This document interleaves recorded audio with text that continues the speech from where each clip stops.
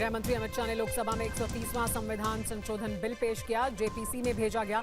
Bill की copy फाड़ने वाले विपक्षी सांसदों के खिलाफ एक्शन की तैयारी। संसद में पेश हुआ ऑनलाइन गेमिंग बिल। नए बिल में ऑनलाइन गेम को बैन करने का प्रावधान। थोड़ी देर में लोकसभा में चर्चा। आज की बिल पास कराने की कोशिश। उपराष्ट्रपति चुनाव के लिए एनडीए उम्मीदवार सीपी राधाकृष्णन का नामांकन। पीएम मोदी बने पहले प्रस्तावक। इंडिया ब्लॉक से सुप्रीम कोर्ट के पूर्व जज सुदर्शन रेड्डी कैंडिडेट। दिल्ली की सीएम रेखा गुप्ता पर जन सुनवाई के दौरान हमला। राजेश खिमजी नाम का हमलावर गिरफ्तार। हमलावर का सीसीटीवी भी सामने आया। हेट स्पीच मामले में अब्बास अंसारी को राहत। सजा पर हाईकोर्ट ने लगाई रोक। विधायक की बहाल। एमपीएमएलए कोर्ट ने 2 साल की सजा सुनाई। गुजरात के अहमदाबाद में 10वीं के छात्र की हत्या। 8वीं के छात्र पर चाकू से हमले का आरोप। नाराज परिजनों ने किया हंगामा। स्कूल में तोड़फोड़ भी की।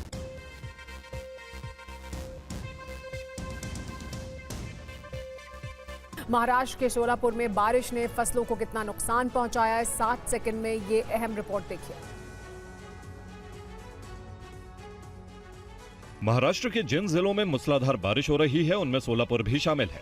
तस्वीरें दक्षिण सोलापुर तहसील के भंडार कवठे इलाके की हैं, जहां पिछले 8 दिनों से रुक रुक कर लगातार बारिश हो रही है, जिसके चलते खेतों का क्या हाल है इन तस्वीरों से समझा जा सकता है। कुछ घंटों में करीब 107 मिलीमीटर बारिश दर्ज की गई है, जिसके चलते खेतों में इतना ज्यादा पानी भर गया है कि खड़ी पकी फसलें बर्बाद हो गईं। बुआई के लिए जिन खेतों में बीज बोए गए थे वो पानी के साथ बह गए। इस इलाके में खरीफ की ज्यादातर फसलें बर्बाद हो चुकी हैं। यहाँ के किसानों की भुईमुग, तूर, उड़द, सोयाबीन, प्याज, मक्का और बाजरा की फसलें पानी में डूबकर पूरी तरह से बर्बाद हो गई हैं। खेतों में आप जहां भी नजर घुमाएंगे आपको पानी ही पानी दिखेगा। खेतों में तैयार फसलें बर्बाद होने से किसान हताश और निराश हैं। किसानों ने सरकार से मदद की गुहार लगाई है। किसानों का कहना है कि अगर उन्हें तुरंत आर्थिक मदद नहीं दी गई तो उनके लिए जीवन यापन करना भी मुश्किल हो जाएगा। और मुंबई से सटे वसई, नाला सोपारा के कई इलाकों में बारिश थमने के बावजूद पानी भरा हुआ है। साथ ही कई इलाकों की बिजली भी गुल हो गई। आसमान से आफत की बरसात और मुंबई उसके आसपास के इलाकों में ऐसी तस्वीरें आपको आम सी बात हो गई। जी हाँ, इस वक्त हम मौजूद है मुंबई के वसई इलाके में, जहां पर आप तस्वीरों में देखिए किस तरीके से जो पानी का स्तर है वो आपको घुटनों तक दिखेगा। ये वो सड़कें हैं जहां पर लाखों गाड़ियां एक स्थान से दूसरे स्थान जाती हैं, लेकिन आज आपको दिखेगा कि बरसात तो थमी हुई है। वो भाई साहब कहाँ से आ रहे हैं? कहाँ से आ रहे हो? एवरसाइन से। स्थिति खराब है आगे भी ये पूरा इतना पानी हाला है। अच्छा, कहाँ जा रहे हैं? हम भाई को भाजी लेने गया था। बसई से एवरसाइन छोड़ने गया था। अभी छोड़ के जा रहा हूँ घर। पूरा पानी लगा है। पूरा आनंद ही आनंद है। बिल्कुल, देखिए जो भी लोग यहाँ से जाना चाहते हैं वो ऐसी ही दिक्कतों का सामना करना पड़ रहा है। और ये जो आप नज़ारा देख रहे हैं ये नाला सोपारा विरार को जोड़ता है शहर, और वसई जो इलाका है मुंबई से सटा हुआ है, लेकिन घुटनों तक आपको आज पानी देखने को मिलेगा। मुंबई के वसई इलाके में बारिश के बाद सड़कें तालाब में तब्दील हो गई हैं। कई वाहन बीच रास्ते में बंद पड़ गए हैं। अभी तक करीब 186 लोगों का रेस्क्यू हुआ है। ये रिपोर्ट देखिए। माया नगरी मुंबई बारिश में डूब गई है और इसका जीता जागता उदाहरण ये तस्वीरें हैं। मुंबई से सटे वसई और नाला सोपारा इलाके की ये तस्वीरें बता रही हैं कि मुंबई में बीएमसी के सभी दावे सिर्फ और सिर्फ हवा हवाई थे। सड़कों पर कमर तक पानी भरा हुआ है। लोग वाहनों को धक्का लगाकर पानी के बीच से निकल रहे हैं। कई इलाकों में बिजली गुल पड़ी है, तो वहीं वसई में बाढ़ के बाद से अब तक करीब 186 लोगों का रेस्क्यू किया जा चुका है। मुंबई उसके आसपास के इलाकों में ऐसी तस्वीरें आपको आम सी बात हो गई। जी हाँ, इस वक्त हम मौजूद है मुंबई के वसई इलाके में, जहां पर आप तस्वीरों में देखिए किस तरीके से जो पानी का स्तर है वो आपको घुटनों तक दिखेगा। ये वो सड़कें हैं जहां पर लाखों गाड़ियां एक स्थान से दूसरे स्थान जाती हैं, लेकिन आज आपको दिखेगा कि बरसात तो थमी हुई है, और लेकिन फिर भी उसके बाद स्थिति बहुत खराब है। कहाँ से आ रहे हैं आप? विरार। कहाँ तक पानी लगा है? नाला सोपारा पूरा डूबे है। मुंबई में अभी अगले कुछ दिनों के लिए भी बारिश का अलर्ट जारी है, और अगर बारिश का सिलसिला ऐसे ही जारी रहा तो हालात और भी बिगड़ सकते हैं। पहाड़ी इलाकों में हुई बारिश का असर अब मैदानी क्षेत्रों में भी दिखने लगा है। गंगा का जलस्तर बढ़ने से उन्नाव में गंगा बैराज के सभी गेट खोल दिए गए हैं। यहां गंगा खतरे के निशान से ऊपर बह रही है। कुदरत लोगों को किस तरह मुश्किलों का सामना करने के लिए मजबूर कर रही है, उन्नाव से आई इन तस्वीरों को देखकर अंदाजा लगाया जा सकता है। लगातार हो रही बारिश की वजह से गंगा नदी का जलस्तर बढ़ गया है, जिससे नदी से सटे इलाकों में बाढ़ जैसे हालात हो गए हैं। खेतों में भी पानी भर गया है, जिससे किसानों की हजारों बीघा फसल जलमग्न होकर बर्बाद हो गई है। बाढ़ का पानी लोगों के घरों तक पहुंच गया है। गांव में बने इस मंदिर को देखिए, मंदिर की सीढ़ियां बाढ़ के पानी में पूरी तरह से डूब चुकी हैं। हालात यह है कि सफीरपुर तहसील के कई गांव टापू बन गए हैं। कई गांव ऐसे भी हैं जिनका दूसरे इलाकों से संपर्क टूट चुका है। गंगा नदी का पानी सड़कों को बदहाल करते हुए आगे बढ़ रहा है। गंगा का रौद्र रूप देख लोग पलायन करने को मजबूर हो रहे हैं। गंगा नदी से सटे इलाकों में रहने वाले लोगों को सबसे ज्यादा परेशानी का सामना करना पड़ रहा है। मवेशी बाढ़ में बह रहे हैं और सड़कें कटान की जद में आकर टूट रही हैं। उन्नाव की गंगा कटरी इलाके के लोगों को सबसे ज्यादा परेशानी का सामना करना पड़ रहा है। और जम्मू कश्मीर के राजौरी से श्रीनगर को जोड़ने वाली सड़क पर लैंडस्लाइड हो जाने से रास्ता बंद हो गया है। प्रशासन की तरफ से सड़क बहाली का काम किया जा रहा है, लेकिन रास्ते पर लंबे जैम ने लोगों की परेशानी बढ़ा दी। जमीन से लेकर पहाड़ तक हर तरफ मौसम की मार का असर देखने को मिल रहा है। तस्वीरें जम्मू कश्मीर के राजौरी की हैं, जहां लैंडस्लाइड के चलते रास्ता बंद हो गया है। सड़क पर चारों तरफ पहाड़ से लैंडस्लाइड के बाद सिर्फ और सिर्फ मलबा ही नजर आ रहा है, जिसे हटाने का काम जेसीबी के जरिए किया जा रहा है। आपको बता दें कि ये वही सड़क है जो पुंछ और राजौरी इलाके को श्रीनगर से जोड़ती है, और इसी सड़क पर पहाड़ से मलबा आने के बाद रास्ता बंद हो गया है। सड़क बंद हो जाने के बाद मशीनें और मजदूर मलबा हटाने में जुट गए हैं, लेकिन अब जरा इस तस्वीर को देखिए। सड़क बंद हो जाने के बाद रास्ते पर वाहनों की लंबी कतार इस बात की गवाह है कि लोगों को काफी परेशानियों का सामना करना पड़ रहा है, क्योंकि सड़क बंद हो जाने से लोग एक तरफ से दूसरी तरफ नहीं जा पा रहे हैं और घंटों जाम में फंसे हुए हैं। वहीं मौसम की बात की जाए तो जम्मू कश्मीर के कई जिलों के लिए मौसम विभाग ने बारिश का अलर्ट जारी किया है। पिछले कुछ दिनों से जम्मू कश्मीर के कई हिस्सों में बारिश होने के चलते कई जगह से लैंडस्लाइड की खबरें भी सामने आ चुकी हैं। फिलहाल प्रशासन की तरफ से यहां सड़क बहाली का काम तेजी से किया जा रहा है। महाराष्ट्र के पालघर में तेज बारिश के बाद कई नाले उफान पर हैं। नाले में पानी की वजह से आम्बेड का जो गांव है वो पोल्ट्री फार्म डूब गया है और पानी भर जाने से बड़ी तादाद में वहां मुर्गियां जो थीं वो बह गई हैं। नाले में उफान से मुश्किलों का सैलाब, पोल्ट्री फार्म में घुसा बाढ़ का पानी, बह गई हजारों मुर्गियां। तस्वीरें पालघर ओशेरीगढ़ की हैं, जहां नाले में आई बाढ़ के बाद इस मुर्गी फार्म मालिक को काफी नुकसान हुआ। बताया जा रहा है कि मुर्गी फार्म में मौजूद हजारों मुर्गियां बह गई। बाढ़ का पानी किसान नीलेश पावड़े और उनके भाई के पोल्ट्री फार्म में घुस गया। मुर्गी फार्म डूबने से काफी नुकसान हुआ। पोल्ट्री फार्म के मालिक ने सरकार से राहत की मांग की। ये महाराष्ट्र की रायगढ़ की तस्वीरें हैं। लगातार हो रही बारिश के बाद मुंबई गोवा राष्ट्रीय राजमार्ग पर जल भराव है, यातायात प्रभावित है। साफ देख सकते हैं कि मुंबई गोवा राष्ट्रीय राजमार्ग पर पानी भरा हुआ है। इसके चलते यातायात पर काफी असर है। आप देख सकते हैं कि सड़क के दोनों तरफ गाड़ियां चल रही हैं, लेकिन बीचों बीच पानी ही पानी है। ऐसे में गाड़ियों को बहुत ही संभल कर चलाना पड़ रहा है। महाराष्ट्र के कई इलाकों में आसमानी आफत लोगों पर भारी पड़ रही है। बारिश के बाद कई जिलों में मौजूद कई नदी नाले उफान पर हैं, जिसकी वजह से लोगों को काफी नुकसान हुआ है। मुंबई से सटे नाला सोपारा के कई इलाके डूबे हुए नजर आ रहे हैं। कई सोसाइटी में तो 3 से 4 फीट तक पानी भर गया है, जिससे लोगों को कैसे परेशानी हो रही है देखिए। इस वक्त हम मौजूद हैं मुंबई से सटे नाला सुपारा इलाके में और आसमान से इंद्र देवता का कहर लगातार जारी है और कई इलाकों में अब आपको हम तस्वीरें दिखाएंगे कि घुटनों तक बरसात जो है वो पानी इस वक्त लगते हुए दिखाई दे। कई सारी सोसाइटियां जो हैं वो पूरी तरीके से डूब चुकी हैं। ग्राउंड फ्लोर पर रहने वाले लोग इस वक्त जो है किसी अन्य घर में शिफ्ट हुए हैं, टेरेस पे जाकर रह रहे हैं और यही दुआ कर रहे हैं कि किसी भी तरीके से बरसात थमे और ये पानी जब निकलेगा तभी राहत की सांसें ले पाएंगे। ये देखिए, ये नाला सुपारा इलाका है जो मुंबई से एक बहुत करीब है, पालघर डिस्ट्रिक्ट में आता है और तमाम ये सोसाइटीज के लोग हैं जो इनके घर में पिछले 24 घंटों से तेज मूसलाधार बरसात के कारण पानी चला जा चुका है। पानी जाने की वजह से इलेक्ट्रिसिटी सप्लाई बंद किए गए। इनसे जानने की कोशिश करेंगे कि आप बताइए कि कब से बरसात हो रही है और कब तक पानी जो है आपके घर में आया और अभी निकालने की क्या प्रक्रिया चल रही है?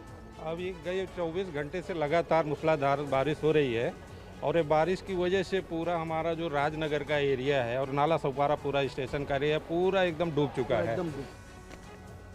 और वहीं वसई इलाके में भारी बारिश के बाद किस तरह के हालात बन गए हैं, TV9 भारतवर्ष की ये ग्राउंड रिपोर्ट देखिए। इस वक्त हम मौजूद है मुंबई के वसई इलाके में, जहां पर आप तस्वीरों में देखिए किस तरीके से जो पानी का स्तर है वो आपको घुटनों तक दिखेगा। ये वो सड़कें हैं जहां पर लाखों गाड़ियां एक स्थान से दूसरे स्थान जाती हैं, लेकिन आज आपको दिखेगा कि बरसात तो थमी हुई है और लेकिन फिर भी उसके बाद स्थिति बहुत खराब है। कहाँ से आ रहे हैं आप? कहाँ तक पानी लगा है? नाला सोपारा पूरा डूबे है। हालांकि बरसात जो है वो रुकी हुई है, लेकिन उसके बावजूद भी घुटनों तक आपको आज पानी दिखेगा। कई लोग देखिए किस तरीके से लोग एक स्थान से दूसरे स्थान तक, लोगों को कितनी दिक्कतों का सामना करना पड़ रहा है, लोग कैसे सफर कर रहे हैं एक स्थान से दूसरे स्थान। ये देखिए ट्रैक्टर जो है वो आपको दिखेगा, लोगों को लेते हुए जाते हुए दिखाई देगा। इन मुंबई से सटे जितने भी इलाके हैं, चाहे वसई, नाला सुपारा, विरार, कल्याण, डोंबिवली, थाने, यहाँ पर बरसात थमी तो है लेकिन घुटनों तक पानी लगा हुआ है और लेकिन वाटर निकलने यानी पानी निकलने का कोई समाधान नहीं है और इसी वजह से कई इलाके इस वक्त जलमग्न हुई है। और मुंबई में एक युवक को हेडफोन लगाकर तेज आवाज में गाना सुनना इतना भारी पड़ा था कि उसकी जान चली गई। युवक की खुले तार की चपेट में आने से मौत हो गई। तस्वीरों में देखा जा सकता है कि कैसे ये युवक बारिश के बीच चल रहा है। पास से एक बस गुजरती है, तभी कुछ ऐसा होता है कि युवक सड़क पर गिर जाता है। उसके शरीर में कोई हलचल नहीं होती है।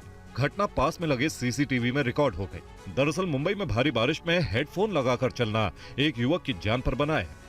युवक ने कानों में हेडफोन लगाए हुए थे और सामने बिजली का तार पड़ा हुआ था जिसमें करंट फैला हुआ था।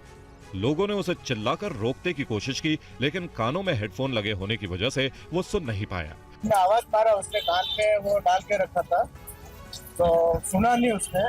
फिर अपने को भी आवाज मार के तो फिर सीधा उधर खड़ा रहा, उधर जाके फिर पूरा चिपक गया, फिर ऐसे कैसे गिर गया वो। फिर बाद में आए, बस सब ठीक ठाक किया, क्या मालूम बाद में फिर बारिश आया उधर तो काम किया नहीं किया, तो चला गया था 2 बजे बाद। मामला भांडुप के पन्नालाल कंपाउंड इलाके का है। मृतक की पहचान 17 साल के दीपक के रूप में हुई है। गढ़चिरौली पुलिस ने हेलीकॉप्टर की मदद से आंगनवाड़ी सेविका को बचाया, जिसकी तस्वीर भी सामने आई है। दरअसल लगातार भारी बारिश और पर्लकोटा नदी में आई बाढ़ के चलते भामरागढ़ तालुका सहित 112 गांवों का जिला मुख्यालय गढ़चिरौली से संपर्क पूरी तरह टूट गया है। इसी बीच भामरागढ़ पोस्ट के अंतर्गत आने वाले मौजा अरेवाड़ा की आंगनवाड़ी कार्यकर्ता सीमा बाम्बोले की तबीयत अचानक बिगड़ गई। उनकी गंभीर स्थिति को देखते हुए उन्हें तत्काल बेहतर चिकित्सा की आवश्यकता थी और उन्हें हेलीकॉप्टर की मदद से बाहर लाया गया।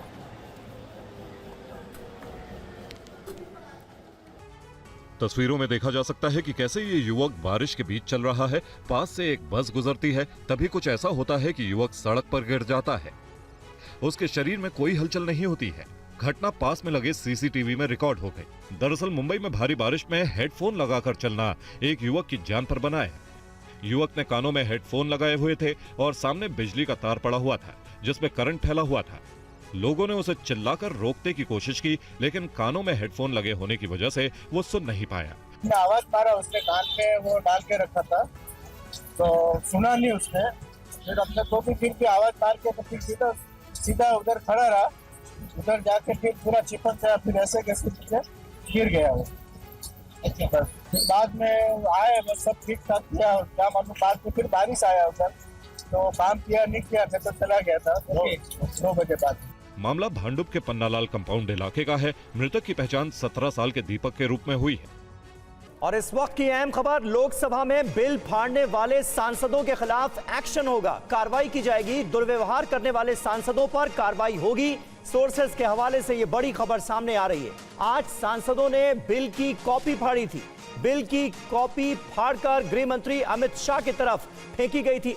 आज पेश हुए 3 बिलों को लेकर ऑपोजिशन की तरफ से भारी विरोध, भारी हंगामा किया गया और ट्रेजरी बेंच की तरफ किस तरह से बिल की कॉपी फाड़कर फेंकी गई, ये देखिए तस्वीरें। गृह मंत्री अमित शाह की तरफ भी बिल की कॉपी फाड़कर फेंकी गई। गृह मंत्री अमित शाह ने आज सदन में 130वां संविधान संशोधन बिल पेश किया है और हंगामे के बाद बिल को जेपीसी के पास भेज दिया गया है।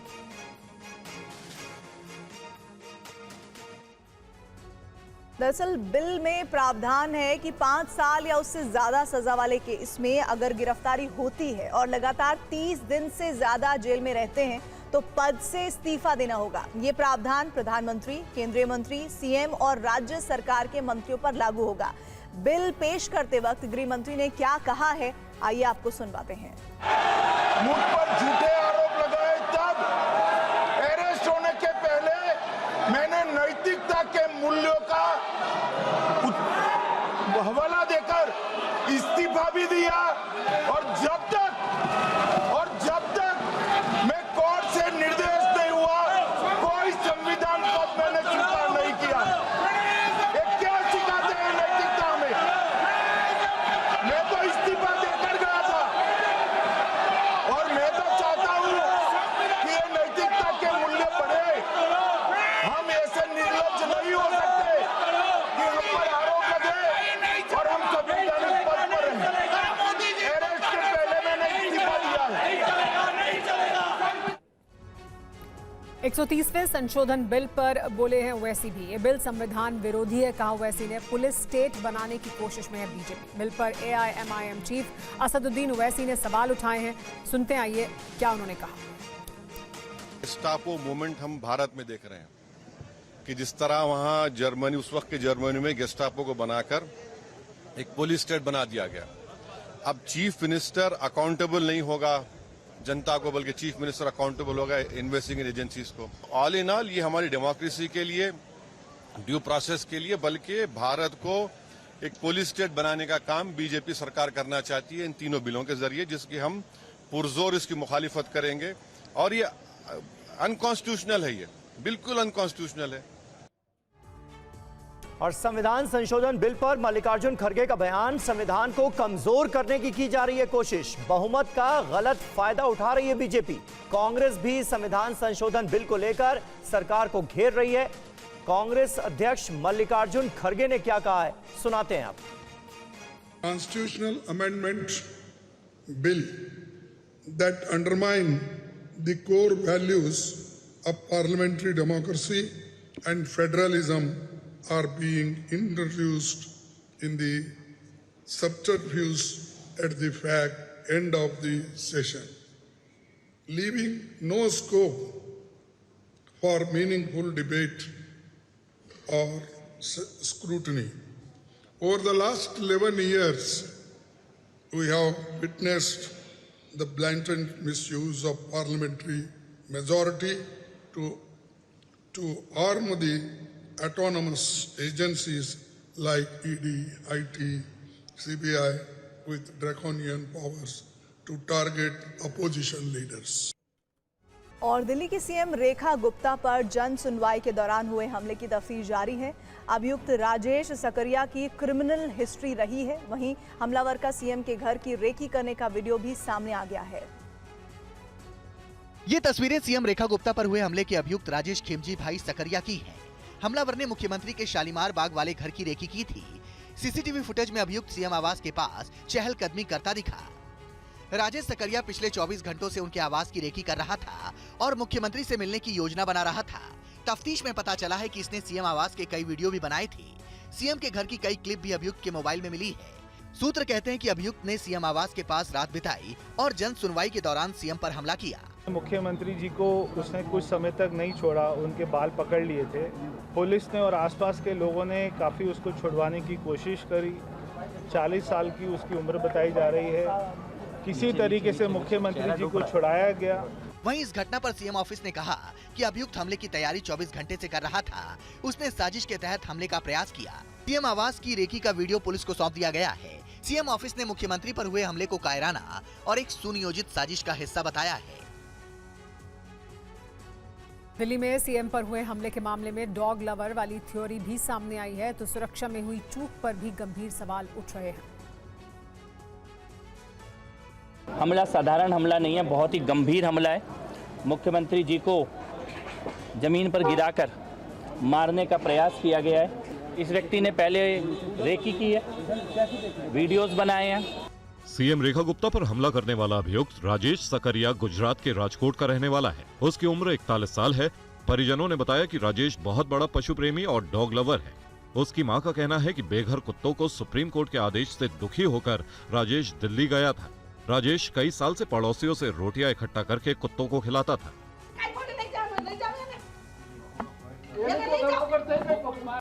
वहीं दिल्ली के स्वास्थ्य मंत्री पंकज सिंह ने सीएम रेखा गुप्ता की सेहत का अपडेट दिया। सीएम मैडम का स्थिति अभी एमएलसी रिपोर्ट डॉक्टर्स ले रहे हैं, डॉक्टर चेक कर रहे हैं, उसके बाद ये बताएंगे उनको चोट कहाँ का लगी है। मानसिक थोड़ा सा ट्रॉमा उनको जरूर आया है। मुझे उम्मीद है कि हमारी बहन, हमारी मुख्यमंत्री बहुत मजबूत महिला है, दिल्ली की सेवा के लिए 24 घंटे वो तत्पर है। और महाराष्ट्र में करीब 20 साल बाद साथ आए ठाकरे ब्रदर्स को पहले ही चुनाव में बड़ा झटका लगा है। बेस्ट चुनाव में ठाकरे ब्रदर्स समर्थित पैनल को 21 में से एक भी सीट पर जीत हासिल नहीं हुई है। मुंबई की best employees cooperative credit society चुनाव में उद्धव और राज ठाकरे को करारी शिकस्त झेलनी पड़ी है। उद्धव ठाकरे और राज ठाकरे पहली बार एकजुट होकर चुनावी मैदान में उतरे थे, लेकिन उनका पैनल एक भी सीट नहीं जीत सका। वेस्ट पटपेड़ी की 21 सीटों के 18 अगस्त को वोटिंग हुई थी, जिसमें शिवसेना यूबीटी की वेस्ट कामगार सेना और राज ठाकरे की कामगार कर्मकार सेना ने गठबंधन बनाकर उत्कर्ष पैनल उतारा था। दूसरी ओर महायुति ने बीजेपी विधायक प्रसाद लाड, प्रवीण दरेकर, नितेश राणे और शिंदे गुट के किरण पावस्कर को मिलाकर सहकार समृद्धि पैनल उतारा। नतीजों में बेस्ट एम्प्लॉइज यूनियन के नेता शरद राव के बेटे शशांक राव ने सबसे ज्यादा 14 सीटों पर जीत हासिल की। वहीं महायुति समर्थित सहकार समृद्धि पैनल ने 7 सीटें अपने नाम की, जबकि ठाकरे ब्रदर्स का उत्कर्ष पैनल पूरी तरह साफ हो गया और वो खाता भी नहीं खोल सकी। ठाकरे गुट की शिवसेना ने वेस्ट पटपेड़ी में पिछले 9 सालों से पकड़ बनाई हुई है, लेकिन इस बार नतीजों ने न सिर्फ उनकी सत्ता छीन ली, बल्कि उद्धव और राज ठाकरे के गठबंधन पर सवाल खड़े कर दिए। गुजरात के अहमदाबाद में 8वीं के एक छात्र ने 10वीं के एक स्टूडेंट की चाकू घोंपकर हत्या कर दी। हत्या से गुस्साए लोगों ने स्कूल में जमकर तोड़फोड़ की और प्रदर्शन किया।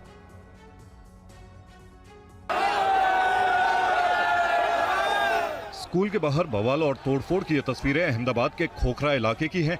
देखिए कैसे गुस्साई भीड़ स्कूल का बोर्ड तोड़ने की कोशिश कर रही है। भीड़ स्कूल का गेट तोड़कर अंदर दाखिल होना चाहती है। स्कूल के बाहर खड़ी पुलिस उन्हें रोकने की कोशिश कर रही है। लोगों की भीड़ इतनी ज्यादा है कि पुलिस के जवान भी उन्हें रोकने में नाकाम साबित हो रहे हैं। पुलिस का घेरा तोड़कर कुछ लोग स्कूल के अंदर घुस गए। भीड़ ने स्कूल में घुसकर तोड़फोड़ की और स्कूल के स्टाफ के साथ भी मारपीट की। दरअसल अहमदाबाद के इस स्कूल से दिल दहला देने वाली घटना सामने आई है। इस स्कूल में पढ़ने वाले 8वीं के एक छात्र ने 10वीं के एक स्टूडेंट पर चाकू से हमला कर दिया। घायल छात्र को मणिनगर के एक प्राइवेट अस्पताल में ले जाया गया, जहां इलाज के दौरान उसकी मौत हो गई। चाकू मार दिया था। कल ही पुलिस ने उसमें एफआईआर दाखिल करके उसमें जो अक्यूज के रूप में आरोपी था, जो जुवेनाइल था, पुलिस ने उसको डिटेन कर लिया था। मीनवाइल रात को ट्रीटमेंट के दरमियान जो इंसिडेंट में पीड़ित बच्चा था, उसकी डेथ हो गई है। बिहार में आरजेडी के पूर्व जिला अध्यक्ष के घर पर फायरिंग की सीसीटीवी तस्वीर सामने आई है। पुलिस हमलावरों की तलाश में जुटी है।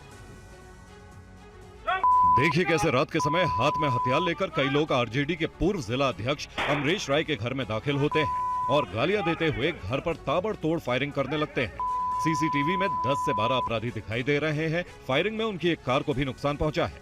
गाड़ी के शीशे टूट गए हैं। बदमाशों ने घर के ऊपर चढ़कर फायरिंग की थी। पूरी घटना समस्तीपुर जिले के मोहिउद्दीन नगर थाना क्षेत्र के रमैया गांव की है।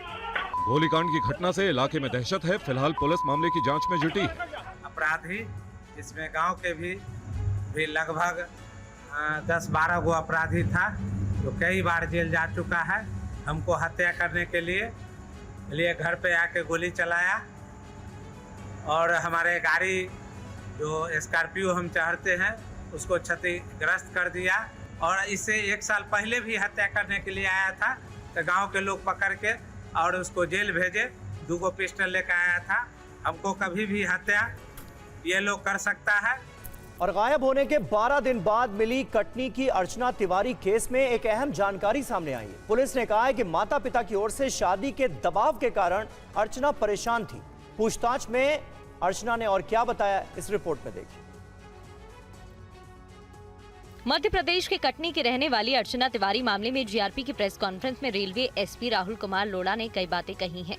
उन्होंने बताया कि अर्चना तिवारी के लिए लगातार शादी के रिश्ते आ रहे थे, लेकिन वो शादी नहीं करना चाहती थी। शुजालपुर के रहने वाले सारांश से अर्चना की इंदौर में दोस्ती हुई थी। उस दिन दोनों एक ही ट्रेन में यात्रा कर रहे थे। इसी दौरान दोनों ने खुद के अपहरण की प्लानिंग बनाई। ये जो इंदौर बिलासपुर ट्रेन जा रही है वहाँ पे हम बैठेंगे। चलती ट्रेन में से अगर चले जाएंगे तो बहुत सारी हो सकता है कि मिसिंग पर्सन रिपोर्ट कायम होगा। मिसिंग क्योंकि वो खुद भी एडवोकेट थी, वो ये जानती थी कि भाई जीआरपी में मामला कायम होगा और वहाँ पर बहुत ज़्यादा ये मिसिंग पर्सन वगैरह जो है वो ऐसे होते रहते हैं, तो हो सकता है कि वो मामला जो है वो ऐसे ही निकल जाए और उसके बाद में हम लोग जो है वो अपनी अलग आइडेंटिटी से अपनी अगली लाइफ स्टार्ट कर मैं अपनी अगली लाइफ स्टार्ट कर लूँगी। बता दें कि अर्चना तिवारी को उत्तर प्रदेश के गोरखपुर से बरामद कर लिया गया है, जिसे भोपाल लाया जा रहा है।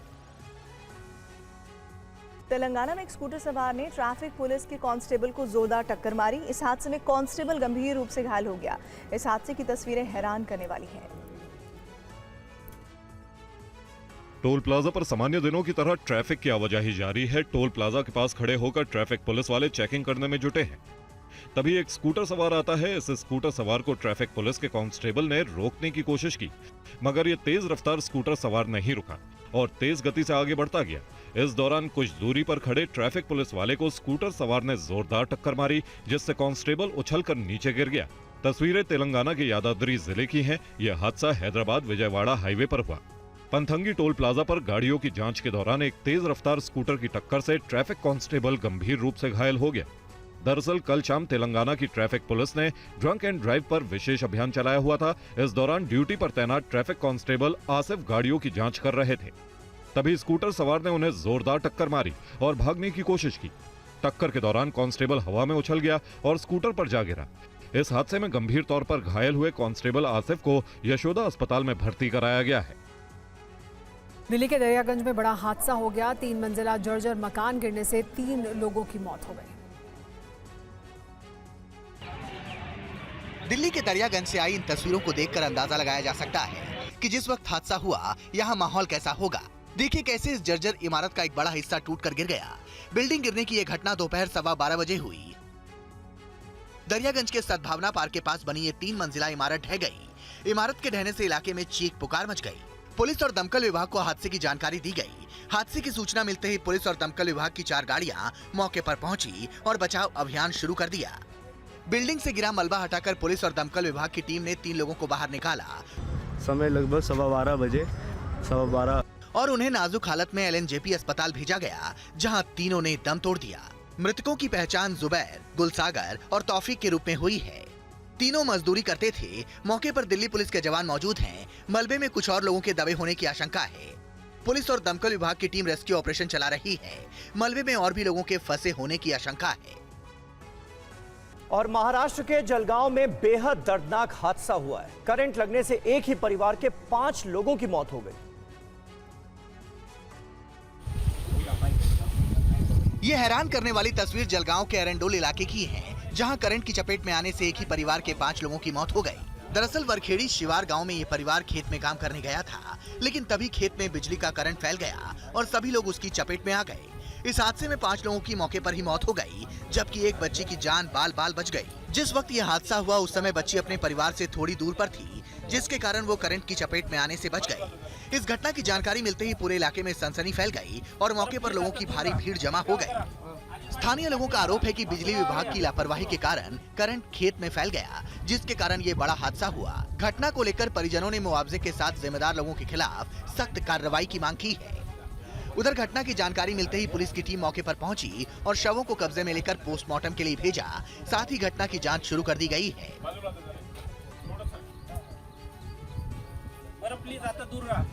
उत्तर प्रदेश की राजधानी लखनऊ समेत कई जिलों में किसानों को खाद की किल्लतों का सामना करना पड़ रहा है। तेज बारिश के बीच किसान लंबी लाइन में खड़े नजर आए। तस्वीरें उत्तर प्रदेश के लखनऊ की हैं। इस जगह के लिए कहा जाता है कि मुस्कुराइए क्योंकि आप लखनऊ में हैं। लेकिन इस लाइन को देखने के बाद यही कहा जा सकता है कि आप भीगिए क्योंकि आप खाद के लाइन में लगे हैं। तस्वीरों में देखा जा सकता है कि ये महिलाएं किस कदर परेशान हो रही हैं, अपनी बारी का इंतजार कर रही हैं, लेकिन दूसरी तरफ मूसलाधार बारिश हो रही है। खाद के लिए मारामारी सिर्फ एक जगह नहीं है, बल्कि दूसरी जगहों से भी ऐसी तस्वीरें सामने आई हैं। मिर्जापुर में तो खाद लेने आए किसानों और पुलिसकर्मी के बीच बहस भी देखने को मिली। कानपुर में भी किसानों की परेशानी की ऐसी ही तस्वीर देखने को मिल रही है। खाद हमारे पास पर्याप्त मात्रा में उपलब्ध है, जो हमारा लक्ष्य से अधिक है। 66,000 मीट्रिक टन मेरा लक्ष्य है। 64,000 मीट्रिक टन अभी तक उपलब्धता है। लाइन लग रही है, किसान अपने हिसाब से जा रहे हैं, हम लोग उसको प्रेषण करा रहे हैं। बता दें कि मुख्यमंत्री योगी आदित्यनाथ ने अफसरों को निर्देश दिया है कि जिलों में लगातार मॉनिटरिंग की जाए, जिससे कि किसानों को दिक्कत ना हो। वहीं किसानों से भी अपील की गई है कि वो जरूरत से ज्यादा खाद का स्टोर ना करें और जरूरत होने पर फिर ले लें। बिहार के कैमूर जिले में किसानों का विरोध प्रदर्शन बढ़ गया है। क्या है ये पूरा मामला, जानिए। तस्वीरें बिहार के कैमूर जिले के सिरोहा की है, जहां कुछ किसान जेसीबी के सामने लेटे हुए हैं। सुरक्षा बल किसानों को हटाने की कोशिश कर रहे हैं, लेकिन किसान हटने को तैयार नहीं हैं। वहीं काफी संख्या में किसानों ने विरोध मार्च भी निकाला। इस दौरान नारेबाजी भी की गई। दरअसल यहां भारतमाला एक्सप्रेसवे का निर्माण किया जा रहा है। किसानों का कहना है कि उन्हें भूमि अधिग्रहण का उचित मुआवजा नहीं मिल रहा। किसानों ने जेसीबी के सामने लेटकर विरोध जताया। उनका आरोप है कि प्रशासन बिना मुआवजा दिए उनकी फसलों को रौंद रहा है। हम बिना मुआवजा दिए हम लोगों का खेत रोपाया हुआ है, ये लोग जबरी जाकर के हम लोगों के खेत पर 2-2 ट्रैक्टर और 2 पोकलेन मशीन जेसीबी से लोग रौंदवा रहे हैं। वहीं एसडीएम अमित कुमार ने बताया कि अब तक किसानों को 50 करोड़ रुपए से अधिक का भुगतान किया जा चुका है। ऐसी बात नहीं है, मुआवजा की प्रक्रिया चल रही है। वो एक दिन का कोई प्रक्रिया नहीं होता है, मुआवजा चलता रहता है। मुआवजे की प्रक्रिया चल ही रही है।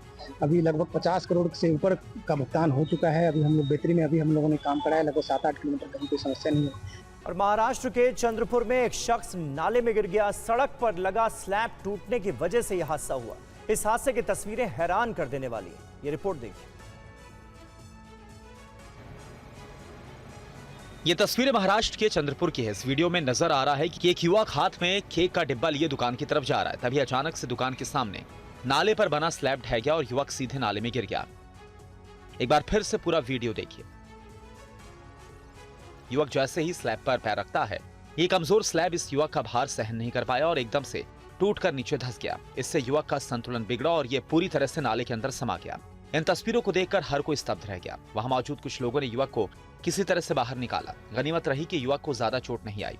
वीडियो सामने आने के बाद अब स्थानीय लोग प्रशासन के सरकारी काम में भ्रष्टाचार का आरोप लगा रहे हैं। बताया जा रहा है कि नाले पर बने स्लैब में सरिया डाला ही नहीं गया था। काम की क्वालिटी घटिया होने से स्लैब ढह गया और इस युवक की जान पर बनाई। यही वजह है कि घटना के बाद स्थानीय लोगों ने नगर प्रशासन से तुरंत कार्रवाई और इलाके के सभी स्लैब्स की जांच कराने की मांग की है। लोगों का कहना है कि नगर परिषद की लापरवाही और कमजोर निर्माण कार्य के चलते इस तरह की घटनाएं सामने आती हैं।